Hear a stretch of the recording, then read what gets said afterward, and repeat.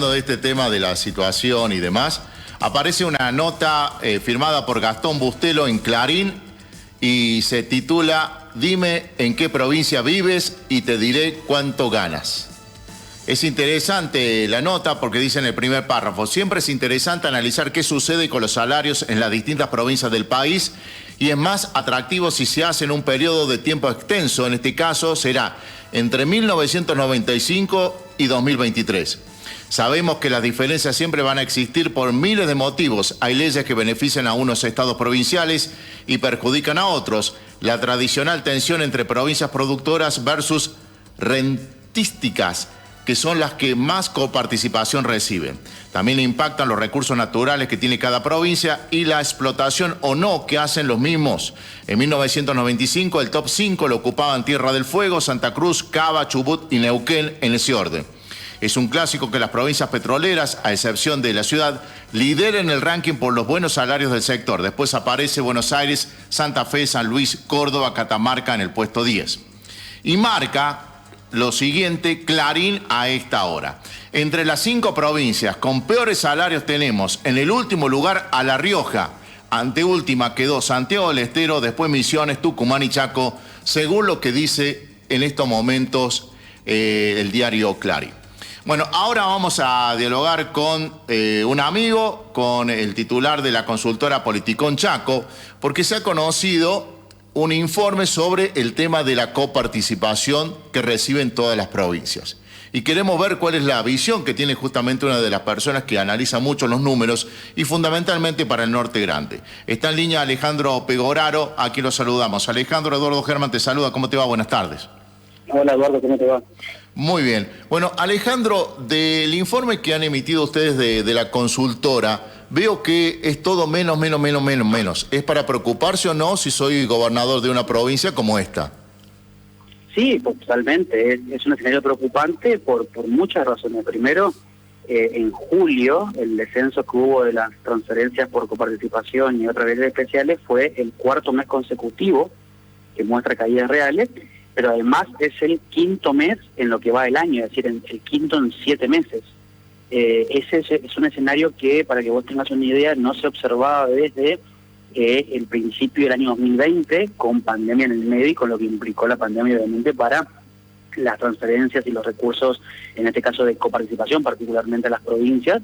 Por lo tanto, genera obviamente una incertidumbre en los gobernadores, particularmente, como vos decías también, en aquellas provincias que el grueso de los recursos que tiene el Estado provincial para gastar proviene justamente de este tipo de recursos automáticos de la nación, y por supuesto que te desequilibra de alguna manera el presupuesto y tu proyección de gasto para lo que va del año y para lo que se proyecta para el resto de lo que queda de acá a diciembre, ¿no? Entonces, más allá de que las provincias están en general en un momento fiscal bastante bueno comparando con otros años, esta seguidilla de meses con caídas en la coparticipación genera una alerta bastante importante y pongo el foco en esto que vos mencionabas, ¿no? En provincias con alta dependencia. ¿Por qué? Porque pensemos, por ejemplo, para citar el caso de La Rioja es una de las provincias que tiene un nivel de recaudación propia de tributos locales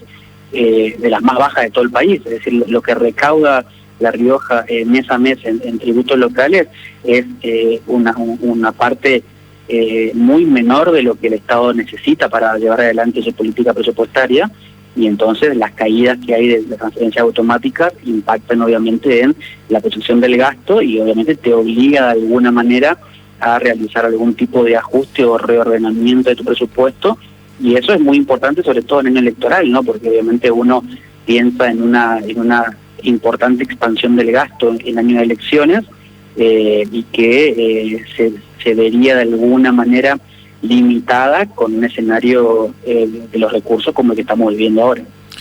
Si le tendrías que buscar una palabra, ¿qué le está pasando en estos momentos a la recaudación? ¿Hay una especie de recesión? ¿Han puesto el freno en mano? ¿Estamos cumpliendo con el ajuste que está solicitando el Fondo Monetario Internacional? Bueno, lo que yo te diría es que hay un desequilibrio, en el sentido de que hay tributos que están funcionando bastante bien, es decir, que hay un nivel de recaudación que todavía es importante, y que hay que indagar sobre eso, es decir, sobre las razones por ese motivo, y obviamente que hay otros que tienen una performance bastante mala y también tienen sus particularidades hacia adentro, ¿no? La recaudación nacional en sí a veces es engañosa de mirarla para poder compararla con la coparticipación, porque, por ejemplo, la recaudación total muestra caídas en los últimos meses que está bastante vinculada particularmente a los derechos de exportación. Pero recordemos, ¿no?, que todo el impuesto vinculado a exportaciones no se coparticipa. Entonces eso no impacta en la coparticipación provincial. Lo que sí, por ejemplo, tiene una performance muy mala en estos últimos meses es ganancias, que está explicado por dos factores que hasta incluso parecen ser contradictorios. Por un lado, los aumentos en la base mínima, en el monto mínimo imponible, que obviamente al aumentarlo hay gente con salarios que quedan por debajo de ese nivel que no tributa y por ende la recaudación puede llegar a caer por ese motivo, pero también el salario que está estancado en muchos sectores genera que tampoco haya nuevos contribuyentes. Entonces esto también explica una caída de casi 20 puntos en los últimos 3 meses en términos reales de ganancia.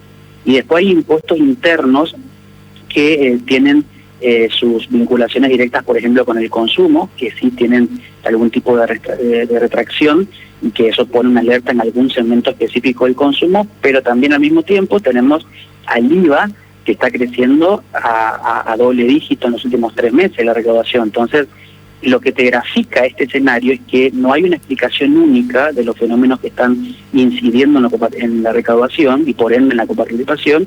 Lo que sí hay un enorme descalabro en la economía argentina, un desequilibrio fenomenal propio de un país en crisis, en donde por un lado ves indicadores que son bastante positivos, por otro lado ves aumento de pobreza, alta inflación y caída de la capacidad de compra de los salarios, y todo eso redunda, ¿no?, en esto que te digo, una recaudación que punto por punto tiene sus explicaciones y que hasta incluso hay contradicciones internas en el fenómeno que explica la suba o la baja de los tributos. Pero como te decía antes, te repito, el desorden que hay en la macroeconomía nacional genera que incluso uno, si es gobernador, por ejemplo, tampoco tenga demasiado margen para proyectar los siguientes 3-4 meses. Vos sabés que hay algún sendero que sí es meramente estable, ya sea bueno o malo, pero estable, pero hay otros fenómenos que son muy volátiles. Entonces podés pensar que en los próximos 2-3 meses también van a ser de caída, pero si de repente hay incrementos salariales y ganancias te repunta también las transferencias que recibís, o por el contrario, si el consumo se retrae y la recaudación por el IVA cae brutalmente, tus recursos van a ser menores a los de ahora. Es una situación muy marcada por la incertidumbre, que te repito, está de alguna manera, la incertidumbre es hija del desequilibrio macroeconómico nacional, que obviamente fue generado sobre todo en los últimos 2 años, y un poco más todavía, ¿no?, pero profundizado en los últimos 2 años, y que también para el gobierno en campaña es difícil de explicarlo y sobre todo es difícil ponerse en papel de cuáles son las soluciones que va a traer para mejorar un problema que actualmente lo están atravesando ellos, obviamente, ¿no? Sí, y el cambio de gobierno, sea del color que sea, ¿va a modificar algo este panorama que estás describiendo? Yo creo que en el corto plazo no. Los impactos más directos que uno puede pensar en términos de elecciones tiene que ver con el día después de las PASO, sobre todo, que pensemos, ¿no?, hubo antecedentes en este país del día siguiente a la elección de la reacción de los mercados. La diferencia con lo que hay este año es que los 3 principales candidatos, que son Massa, Bullrich y Larreta, son 3 personas que, aún con sus diferencias, tienen un perfil pro mercado bastante marcado, y que no generaría eventualmente la victoria de cualquiera de estas 3 personas, por ejemplo, un salto cambiario, no generaría un incremento en las expectativas o en la incertidumbre.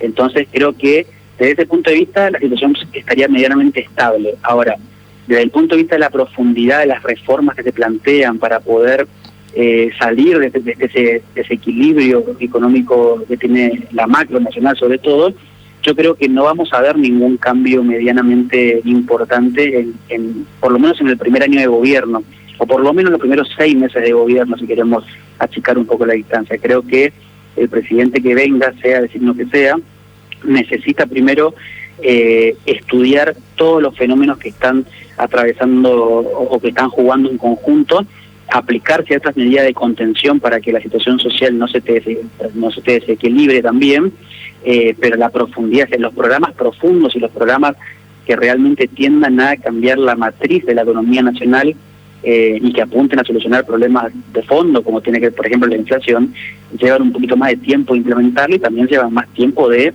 ver los primeros resultados, ¿no?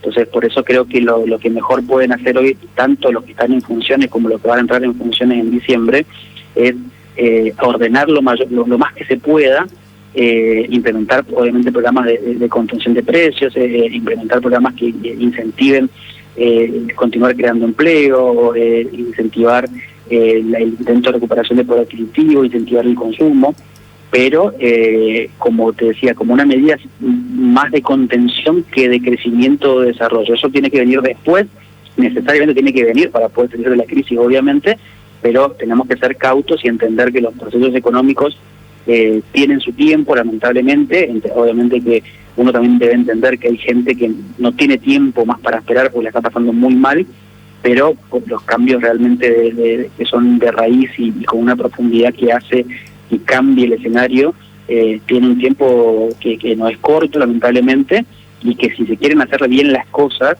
necesita ese tiempo. El que viene y que te diga que dentro de 2 meses la situación cambia es mentiroso, digamos, no existe la solución mágica y la solución rápida. La solución rápida tiende a ser peor en el mediano plazo.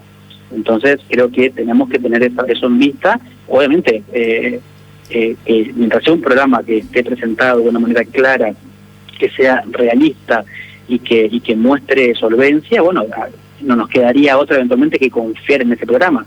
Pero la realidad, Eduardo, que al final del día nadie tiene un programa tampoco, entonces también eso de alguna manera aumenta las expectativas y profundiza la incertidumbre de cara a lo que uno puede proyectar de acá a los próximos 12 meses o 15 o 24 meses incluso, ¿no? Bueno, Alejandro, como siempre, tan claro. Muchas gracias por atendernos y que pase buenas tardes. Gracias, hasta luego. Gracias para ustedes, hasta luego. Alejandro Pegoraro, director de Politicón Chaco, en la tarde del inspector, advirtiendo que está cayendo la coparticipación. Hay que cuidar la plata, hay que cuidarla. Bueno, 380-430-1923, 380-461-7752. ¿Hay crisis o no hay crisis? Ya parezco la vocera del presidente, ¿no? Que lo dijo alguna vez que estaban llenos los restaurantes y los teatros. Ahora lo voy a saludar a Urias, que tiene mejor memoria que yo, mucho más joven. Don Urias.